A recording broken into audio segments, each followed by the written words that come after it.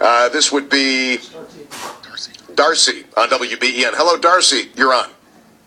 Hi. Hi, Darcy. What's your story? Well, 3 years ago, my husband, Tim, wasn't feeling great and was diagnosed with stage 4 gallbladder cancer at age 48. And 5 months and 1 week later, he passed away. And so many different things that people are talking about that I could comment on.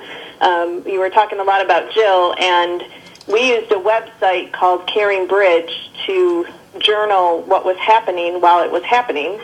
And both he and I were able to update a pretty large community of people that grew and grew and grew across the country. And we ended up making that into a book. So that came out last March, and we didn't have a physical miracle, but I would say in lots of ways there were lots of miracles that happened for us. Now, as far as the battles through which your husband went and the many ups and downs, I know that sometimes you go through so much, everything becomes kind of like a fog. What do you remember about all of those roller coaster rides? We absolutely called it a roller coaster ride all the time, especially with his, because thankfully it wasn't a super painful kind of cancer, and the first 9 weeks of his treatment, all of the indications on the test showed that it was going very well.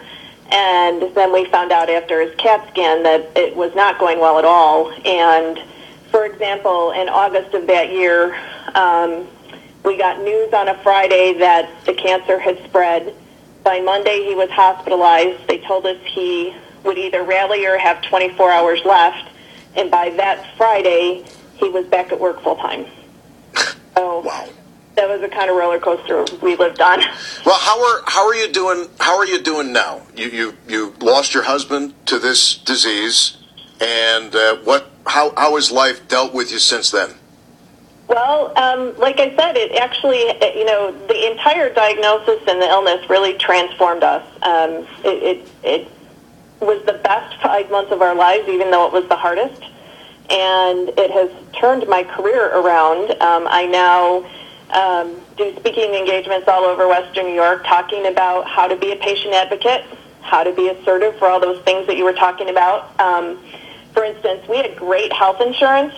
However, gallbladder cancer is so rare that we had to spend a few days getting it approved because they kept calling me and saying, that can't be the origin.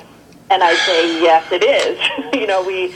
He's not the first case in history to record it, but it was so rare they didn't have any knowledge of it. So they had to be in contact with Roswell and their research team to provide evidence that it was indeed gallbladder cancer. Well, Darcy, what I'd like to do, since this is what you do as a speaker, if you want to send me a private email, tom@WBEN.com, I will preview your website, make sure everything's on the legit. That's just the way I am.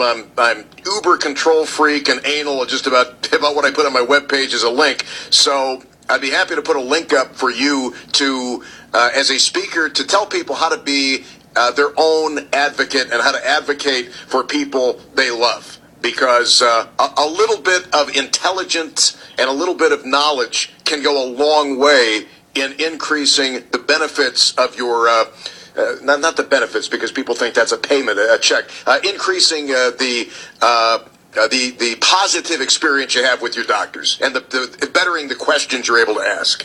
Absolutely. It's a very, very broken medical system, and I don't claim to have the answers, but I do think that all of the medical professionals choose their professions because they want to help people, and you really have to be an educated consumer and know what you're looking for. And correct. One of the things I preach is to always take a notebook with you to every appointment you ever go to, whether your illness is life-threatening or not. My dear, I have to let you go, but that's why I'm not having the angiogram tomorrow. It would have changed nothing for treatment. I'm glad you called. Send me an email. Okay, great. Thanks. All right, Darcy, on WBEN. Most people avoid thinking or talking about